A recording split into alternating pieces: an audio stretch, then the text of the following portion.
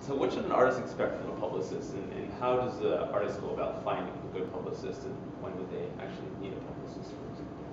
I don't think that every artist needs a publicist per se. I think they could do a lot of the work themselves.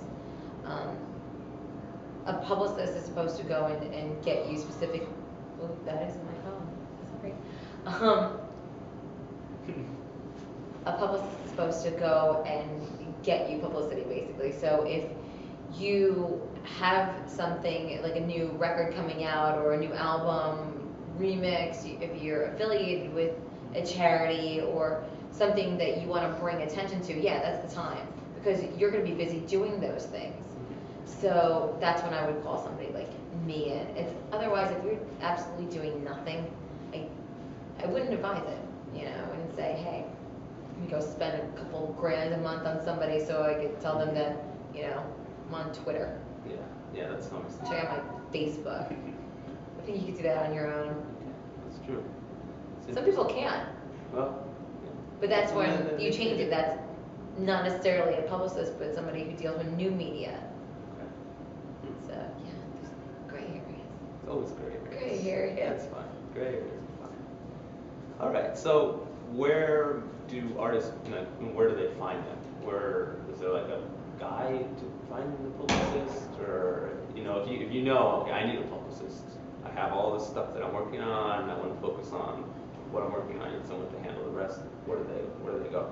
It's a thing they invented called Google. Okay, Google, that's fine. Hey, that's good advice. I mean, Google's great advice. It depends. I mean, usually I would probably say if you're on a record label, more than likely they have dealt with people who handle PR and marketing, and you should go get references, and check with other people and see how their campaigns turned out. It depends on what you want.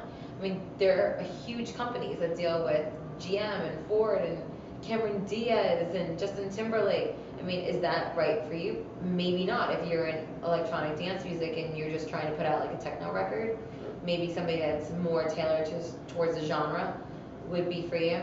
But, if you're doing a record with Lenny Kravitz, yeah, probably would need somebody a little bit bigger that knows how to manipulate that into something bigger. Great. So going on the topic of social media, everyone talks about social media this, Facebook that, Twitter that, and I'm sure the question is overplayed. But could you just share your thoughts on, briefly how you use it for publicity? What do you see the future use of it? If it's changing, if it has changed, just kind of a general overview of where you see it fits into publicity and the best use of it for publicity. I mean, it's changed a lot. In 10 years, probably I've utilized the internet doing promotions and, from everything from record releases to parties to whatever we have going on. It's changed a lot. It used to be like a lot more viral, word of mouth message boards. It was about people interacting, on a topic per se, like on a Club Planet or a Cool Junkie or, whatever, Trans Addicts, all these different message boards, and it's kind of become like these one man, one woman kind of short blips of thought, like Twitter. 150 characters, and here's your thought. And that's it. It's instant, and either you catch it or you don't, unless you're really like digging for the information. But the impact could be different. It just depends on who you are. It's so strange, because if I have 5 followers, but I said, so and so, jumped off a building, it might not affect anybody. Yeah. You go on to somebody that has 3 million people, like you go on to John Mayer. John Mayer's Twitter could stop traffic. He has like 3 million people following him. Yeah, so when he tweets, I'm going to go and jog at the Santa Monica Pier, and you have 3,000 girls show up, and he wonders, gee, how did that happen? You told everybody. Yeah. But it's great. It's a blessing and a curse, because I think a lot of people have started to give too much information or too much random thought, and the messages don't become as important. So when you engage in social media to make it work best for you. I think that all fans want to engage you on a personal level. Sure. So don't just sell things to them. Don't buy my record, buy my record, buy my record.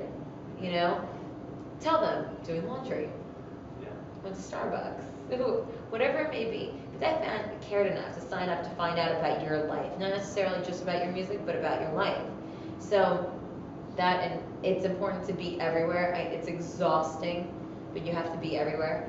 I think each one of my clients literally has 32 social networks signed up underneath their names, and we handle at least updating the business aspect of it. They all handle their own personal tweets and Facebooks, but I mean, it's 32 passwords. Yeah, it's a lot. Each. Combined. It's like, it's daunting. It's daunting. Everybody has their own system. Wow. So that's 32 times I have to write someone playing Calgary. Yeah. You know, Wow. it's crazy. Definitely. That's quite Interns. very impressive, to be honest. Yeah. That's Interns it. are great. There Get you more go. interns. Yay, NYU internship program. That's perfect.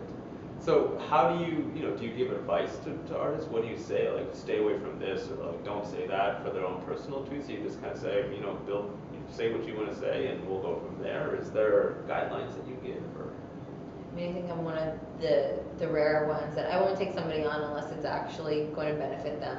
okay. Some people say, yeah, I can promise you the world. I can't promise you the world. I can be realistic and say, this is what we can do, and here's a plan. This is how far I think we can take it, and I'm happy to hand you off, if it's bigger than I can handle. But I think that sometimes you have to be realistic Sure. about your expectations. Not everybody's going to be on the cover of Rolling Stone. Of course. But, if you have an amazing project that you really believe in, and you have a goal, a realistic goal of who it's going to go out to, yeah, chase it and call somebody like me. I will give you advice. I would totally give you advice until the point where it's like, I start putting the meter down on the taxi, and it's like, That's the I business. gotta eat too, Yeah, the business man. side of it. You I know? gotta eat. T-Mobile doesn't take vinyl. I've tried. Fortunately. All It's those only that promo way. copies in my closet, I've tried, man. I've tried.